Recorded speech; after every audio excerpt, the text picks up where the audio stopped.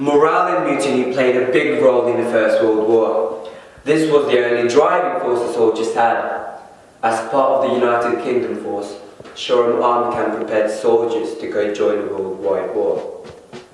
Early stages of Shoreham Army Camp, the camp only consisted of tents and non-permanent stationery. Living condition for the soldiers was not great. It was unprepared because of the sheer amount of soldiers. The small tents of which the soldiers lived in were made out of white canvas. This was designed to reflect the sun's heat. But in the case of Shoreham Camp, this was in the middle of November, where the weather wasn't suitable for the design of the tents. The weather was freezing, cold, and the rain caused the field they were living in to turn into a muddy chaos. This setup was a fail and was not popular with the approximately 19,000 soldiers who were stationed there. This was because these tents were not weather resistant.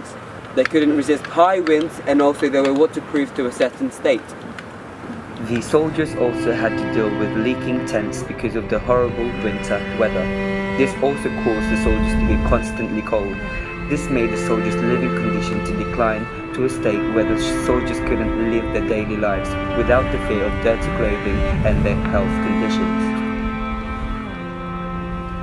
Due to the issues with living conditions, most of the soldiers at Shoreham Army Camp did not enjoy living and training in the conditions given. There were, however, some efforts to provide entertainment with concerts in tents put on by local orchestra and reading materials offered.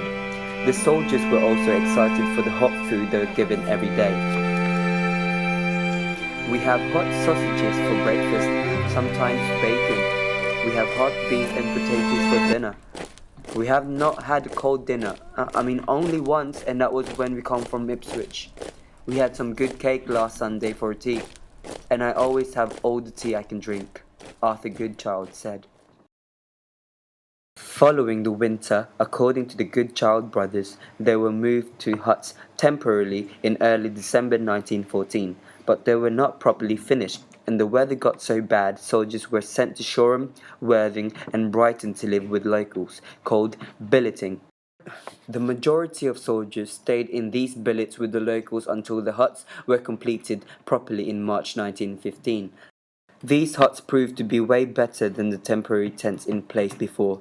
The huts were made out of wood and were actually able to resist the harsh weather.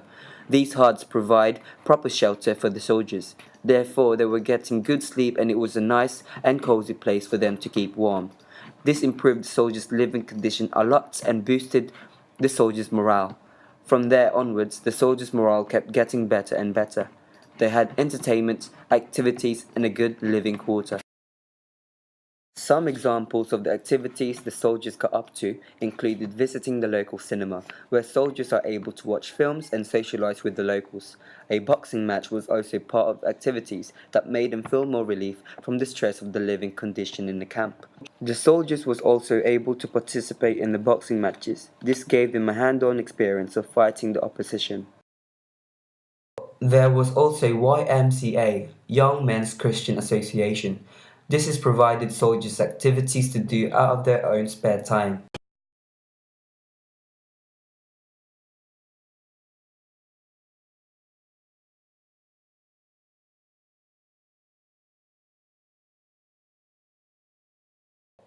They also had religious support from the YMCA. This boosted the soldiers' morale and also gave the soldiers hope when they go to war, and also motivation to support each other's back in a time of need. As part of the YMCA, the soldiers were provided with athletics activities.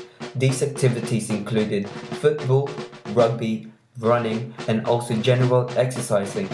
The YMCA was a big success with the soldiers because it gave them time to disconnect themselves from the pressure and fear of the war. This made the soldiers' mind and body fitter and more prepared for the war ahead. There were also lessons in the camp in French, German, and first aid cookery. Musical entertainments, comedians and shows increased when the camp started to take in soldiers convalescing, recovering from injuries. When the war was over, the camp was still intact and operational. The government plan for demobilization was drawn up in August 1917, long before the end of the war. The government's aim was to avoid mass unemployment when the soldiers returned home. So the scheme they came up with was to release individual soldiers rather than the whole units in accordance with the needs of industry. Those with important jobs to go to would be demobbed first. This also affected the soldiers of Shoreham Army Camp. The scheme was highly unpopular with the troops as it seemed really unfair. The soldiers wanted to go home to see their families, but weren't officially allowed to. This led to the soldiers forming mutinies to protest against the authority.